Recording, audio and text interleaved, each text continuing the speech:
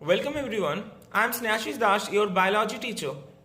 Today, I will describe about the phylum Porifera.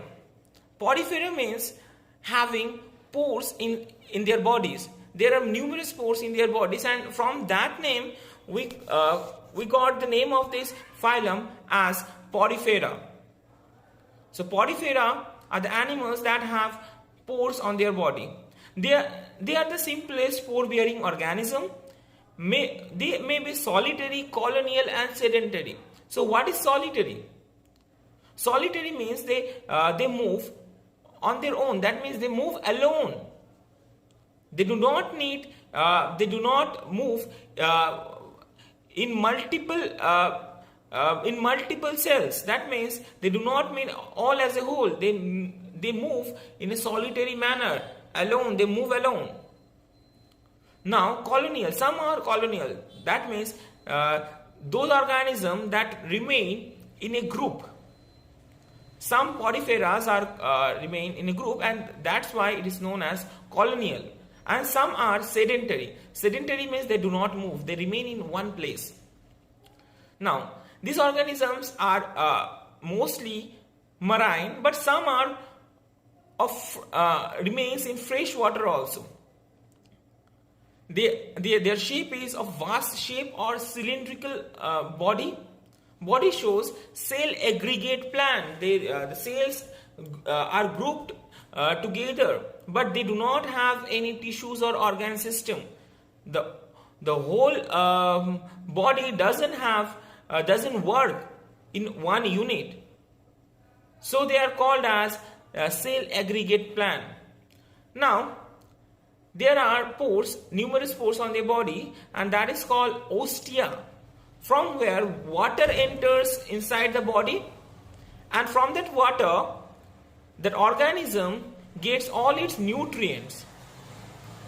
From this water, the organism gets all its nutrients, and there is a hole on the top of that organism, and that pore is known as osculum, which is the opening through which water exits from the body. So that numerous pores from where the water enters inside the body is known as ostia, and one large hole from where water bulges out from that organism, that is known as osculum. From osculum, the water exits from the body. Now, their body cavity is called spongocoel. Body cavity means there is the space inside the body is known as spongocoel.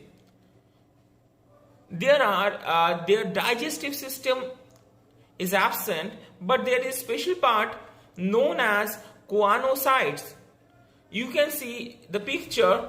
There is special part that is called choanocytes, which helps them in digestion. Their exoskeleton is made up of silica, CaCO3, or protein, spongin fibers. Now, Porifera feeds on detritus material present in water. The detritus means decaying material. They feeds on decaying material. They reproduce both asexually and sexually. In asexual mode of reproduction, they reproduce by budding, whereas in sexual mode of reproduction, they form the gametes. Sponges have greater power of regeneration. They repair their bodies. They repair their cut portion. They have this power. They have the power of regeneration. Examples, I can Euspongia. You can see the organisms. I'm pasting the pictures.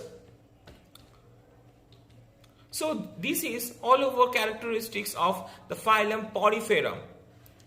Hope you have understood the characteristics of this phylum, and if you have any query, ask me by giving a comment, and I will try to give your answers.